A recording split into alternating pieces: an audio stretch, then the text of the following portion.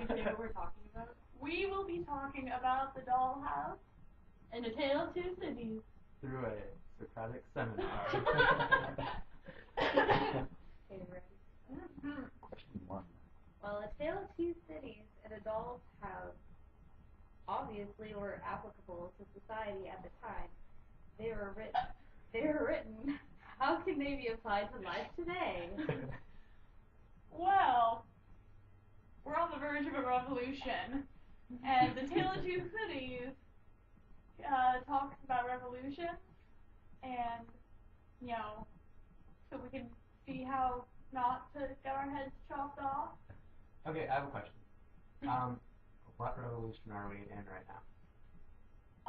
Not the Industrial Revolution, but I would probably call it the global warming tree hugger revolution. I disagree. I would call it the Obama revolution. What are your opinions on that? I believe that Yes, Mr. Reynolds?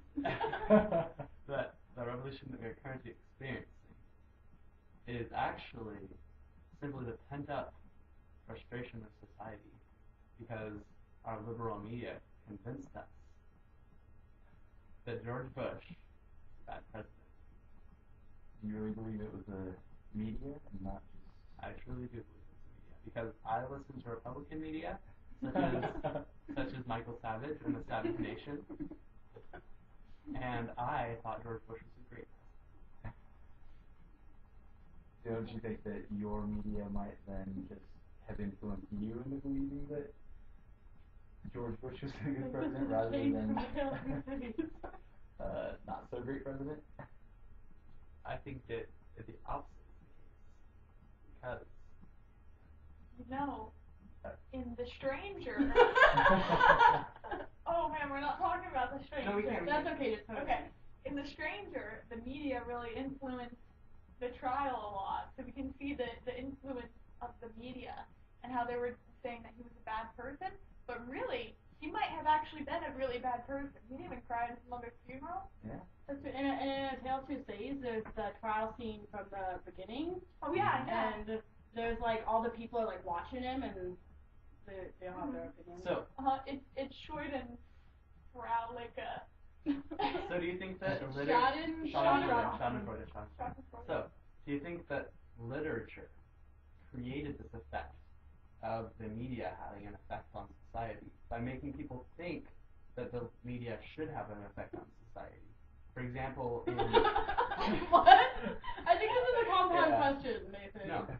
Do you think that literature created the effect of people thinking that the media should have an effect on society? No. I think that's a great idea. Okay. Well, how about we talk about A Doll's House? Okay. I think that book's all about like lies and secrecy, and that's still very pertinent in today's society. Yeah, it's a lot about hypocrisy. Yes, especially full. I mean, you find it prevalent in all walks of life, regardless of who you are or where you are. I think that literature really mirrors the struggles of the time, and since history repeats itself, obviously, If we do not learn from history, then obviously. Then obviously literature would still be pertinent in the future. Exactly what I meant. Teamwork. All right. Okay. Do we have a new question? New question. Oh, one of my questions. Yeah, it's Nathan's question. And there was one word I couldn't read. In many novels, there are themes of underlying tension which finally burst, which release tension. How does this relate to the something of the novel?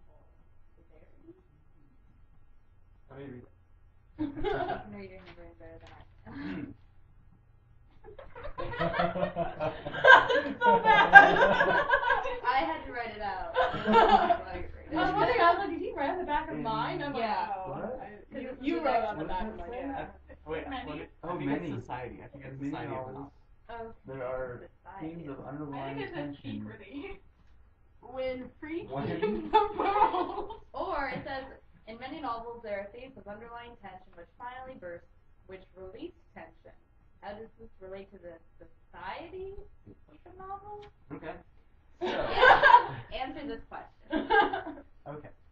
So I believe that, like, for example, in A Doll's House, there's obviously a lot of tension regarding female rights and regarding women finding themselves.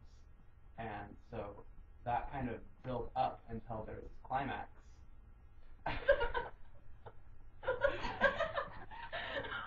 Oh god, Mr. Bill's gonna be like, and then what happened to that climax? When you burst. This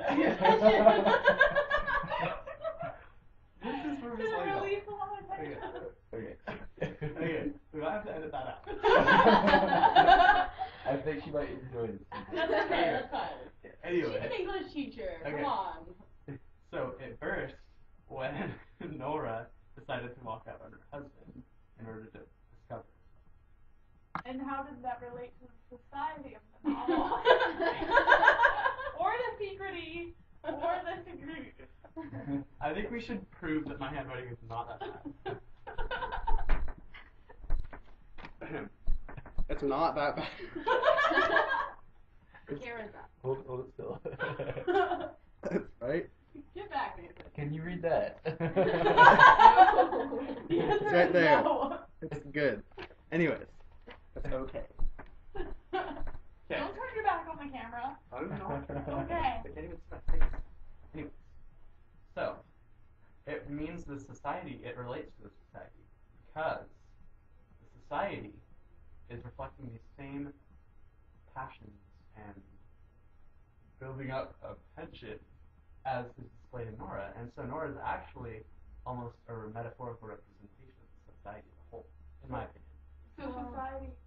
I was gonna say, when was it Doll's House written during the feminist movement? It was written during the Victorian, towards the end, I believe, of the Victorian. So it's kind of true that it's just kind of like Nora represented this feminist figure. Like every woman in society is Nora. They should all walk out on their husbands and discover who they are. Because they need to find out who they are. Like her friend had a job and had like abandoned her brothers, kind of, or she'd been abandoned. Yeah, and didn't she like?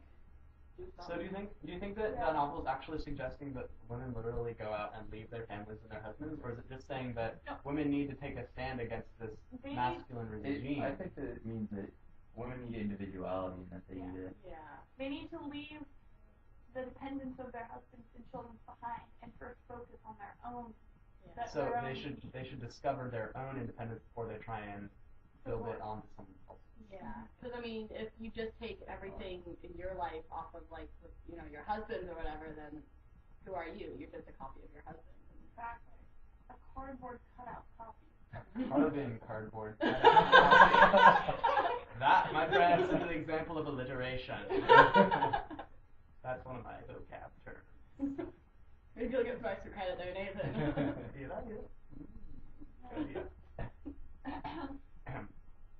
Next question. Yeah. Sure. What role does knowledge, or lack thereof, play in the work? What? In either work. Well, in the dollhouse, Nora did not have a lot of knowledge of like the world around her, and she was very innocent and childlike, and I kind of thought that she had some intelligence, but she kind of hid it from her husband. I think. I mean, the fact that she was able to go and get a loan from a bank at all anyway. I think honestly, a lot of it was trying to hide her knowledge in the beginning. Yeah. And since she was trying to hide her knowledge, I think that mirrors the fact that she was trying to hide her own individuality. There was like two sides of Nora, because there's the side that's like, ooh, macaroons, I'm your little bird, squirrel, animal thing. I remember that. And then there was like the side where she like forged her father's signature and like went out all secret and like I fought think with Krogstad. she's not like necessarily like two-faced or anything, but she has. layers. I think she's still trying to discover herself, and there's these two sides that she could go to. Like Shrek. Exactly, that's what I was thinking Well, of. there's this like, I think knowledge played an important part in her husband's role, because like he didn't have any of the knowledge of what was going on with her. Yeah. When he did find out, he kind of threw a hissy fit and was like, Cried like a baby. I like but how then the husband's being like a woman. But when he found out the knowledge that, oh, it would be okay